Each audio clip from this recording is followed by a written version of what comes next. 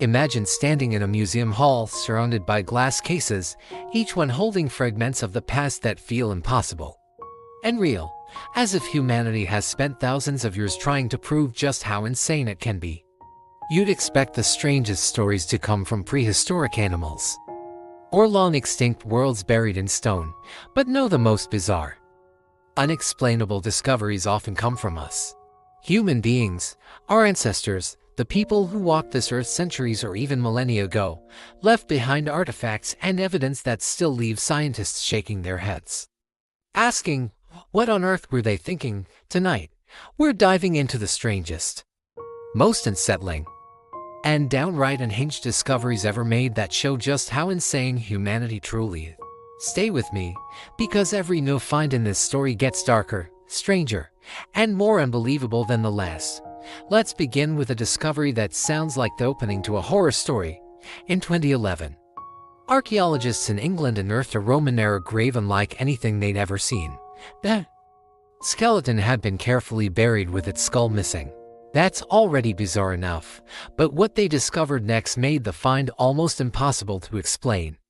The skull wasn't stolen, destroyed, or removed. It was repositioned, placed neatly at the skeleton's feet.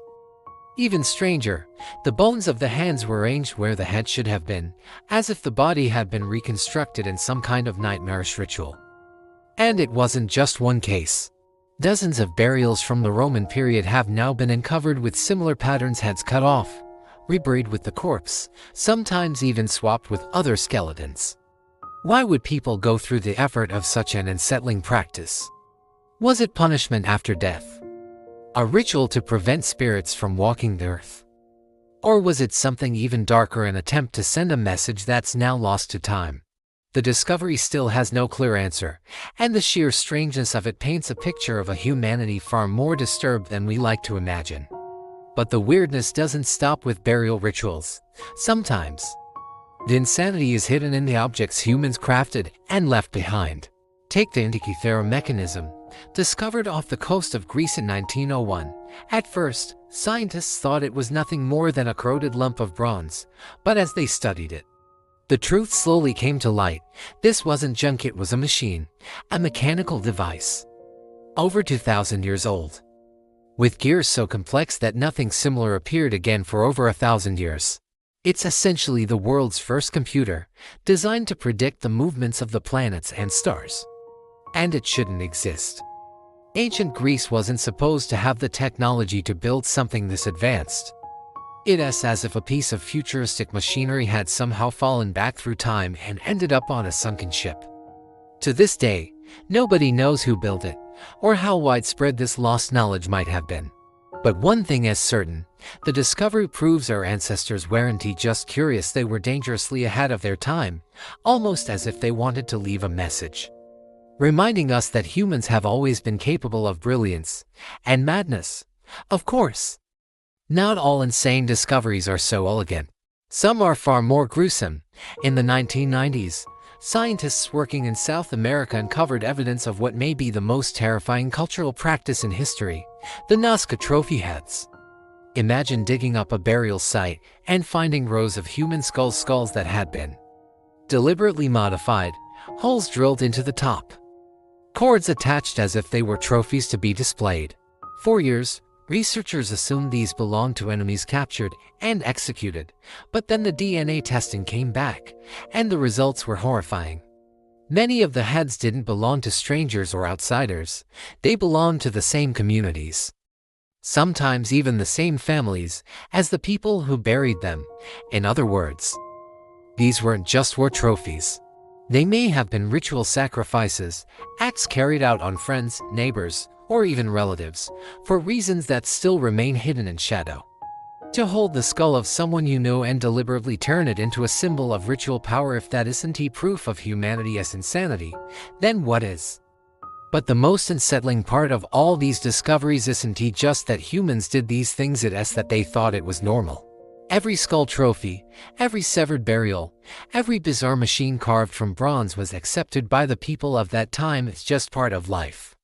Which makes you wonder, what do we consider normal today that will horrify future generations? What everyday thing will they look back on and say, How could humans possibly think that was okay? And just when you think humanity can't surprise you anymore, we find evidence that flips everything upside down. In Turkey, archaeologists uncovered Göbekli Tepe, a site so old it predates writing, agriculture, even cities themselves. This sprawling temple complex was built over 11,000 years ago, using massive stone pillars carved with animal figures. Each stone weighs several tons, yet they were somehow dragged into place by humans who supposedly hadn't even invented the wheel yet. But the real shock isn't just how they built it, it's why. This wasn't a village, or a home, or a fortress. It was a place of ritual, gathering, and worship. Which means the first large-scale human architecture wasn't about survival, it was about belief. About ritual. About obsession. Humanity's very first great project wasn't practical at all, it was insane. And yet, it's still standing, defying every expectation of what we thought early humans were capable of. From severed burials to skull trophies, from impossible machines to temples older than history itself, the evidence piles up into a story we can't ignore. Humans have always had a dark, bizarre, almost unhinged side. And these discoveries are just the beginning, because for every artifact on Earth, there are countless more still buried, waiting to show us just how far down the rabbit hole of human madness really goes. So, when we look back at history, at fossils, at the remnants of those who came before us, we're not just seeing strange bones or old tools.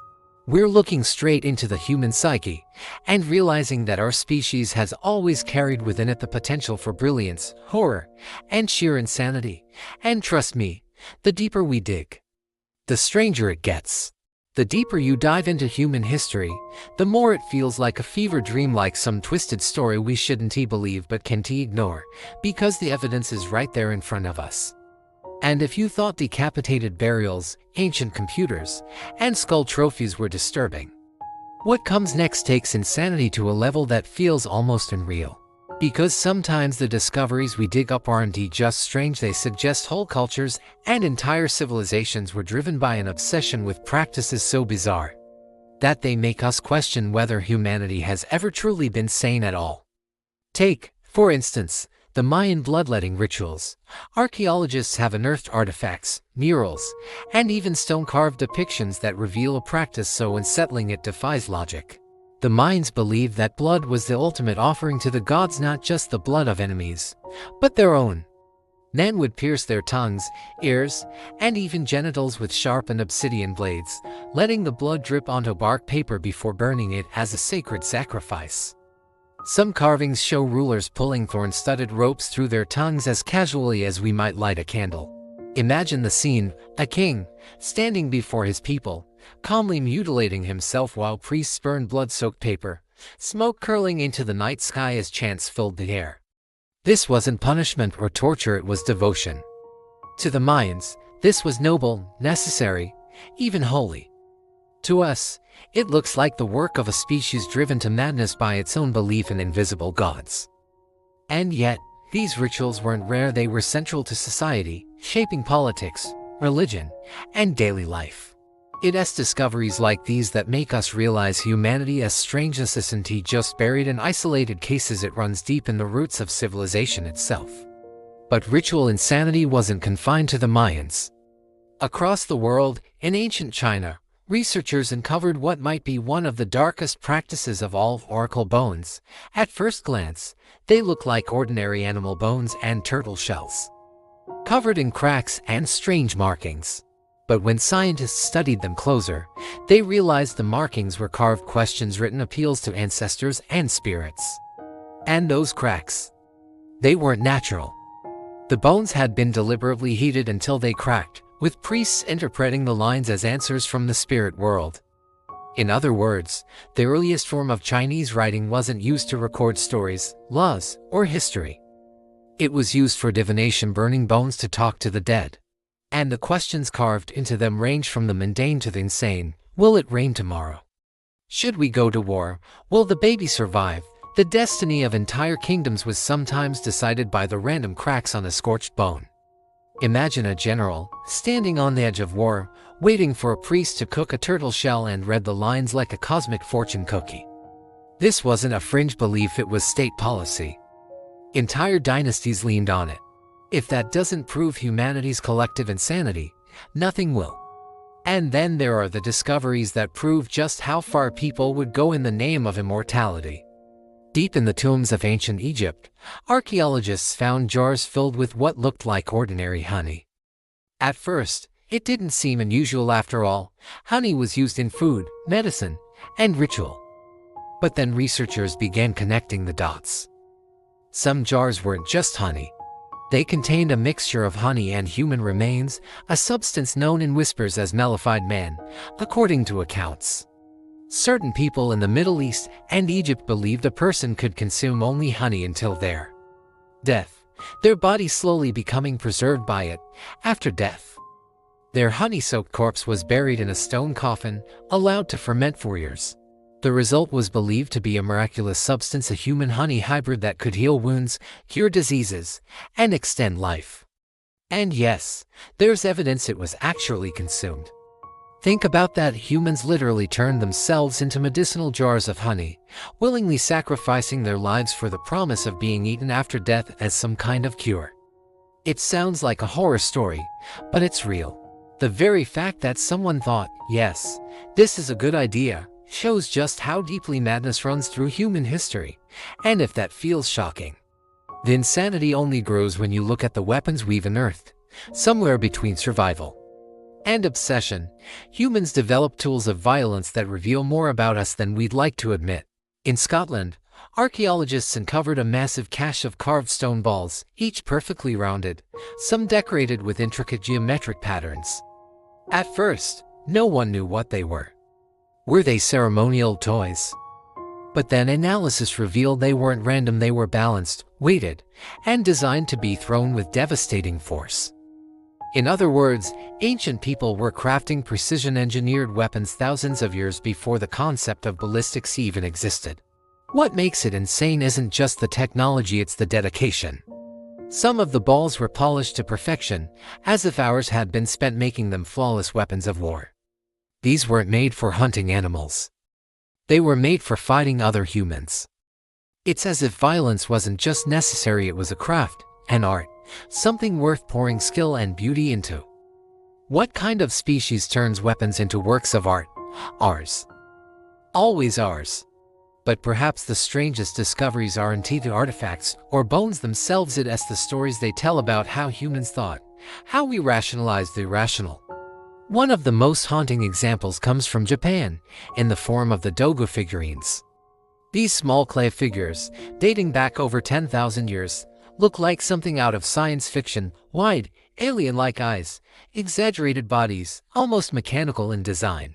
Archaeologists believe they were used in fertility and healing rituals, but others have pointed out how early modern they look like astronauts in suits, or machines from another world.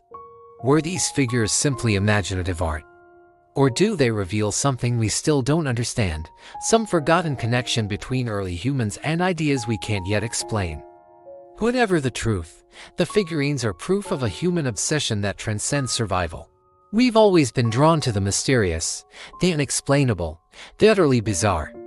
And that's what makes these discoveries so haunting. They remind us that insanity doesn't always look like chaos. Sometimes it's carved in stone, preserved in honey, painted on temple walls, or buried in a tomb. Sometimes it's hidden in the quiet moments where humans looked at the world around them and thought, how can I make this even stranger? When we uncover these artifacts, we're not just digging up history. We're uncovering the bizarre logic of our own kind, the lengths we'll go to for belief, survival, or just curiosity.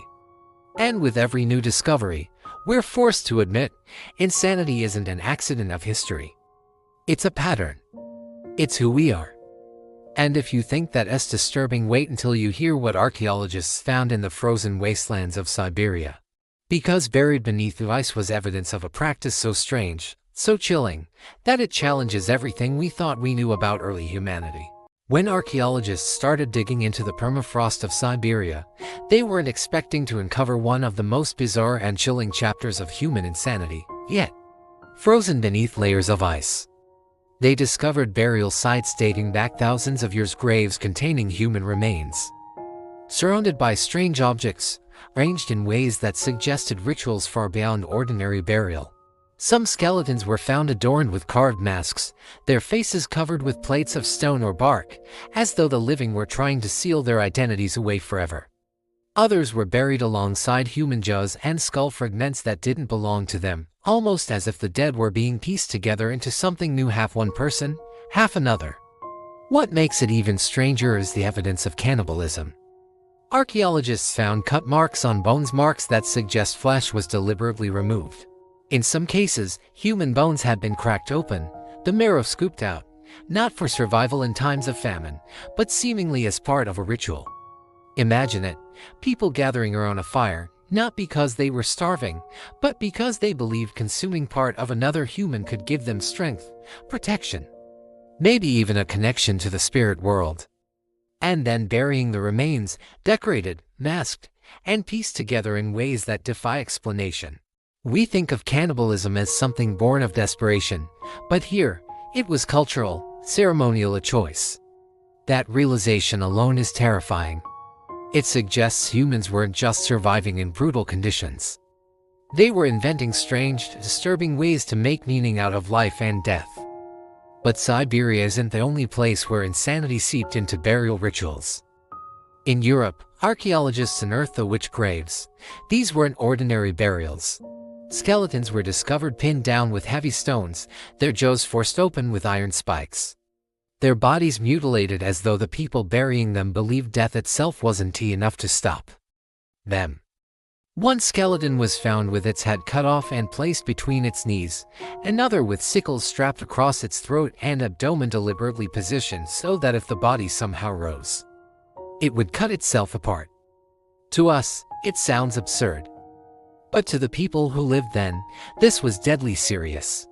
They believed the dead could walk, could feed on the living, and so they mutilated corpses in an attempt to keep them quiet in their graves.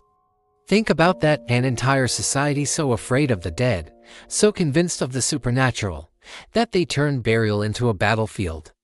That's not just superstition. That's collective madness carved into the very earth. And it wasn't only Europe. In South America, the Nazca civilization left behind one of the most visually insane discoveries of all, the Nazca lines.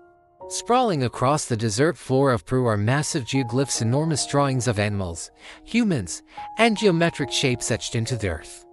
Some stretch over 1,000 feet long, so large they can only truly be seen from the sky. And here's the insanity: the Nazca people didn't have aircraft. They had no way of seeing their own creations from above. So why did they do it? Some archaeologists believe the lines were religious, offerings to gods who they thought looked down from the heavens. Others argue they may have been astronomical markers, maps written across the desert. But no matter how you explain it, the fact remains, thousands of people spent generations carving massive shapes into the earth that they themselves could never even fully see. Imagine the effort, the coordination, the sheer madness of creating art for invisible eyes. To this day, the Nazca lines defy logic, standing as monuments not just to creativity, but to an obsession that goes far beyond reason.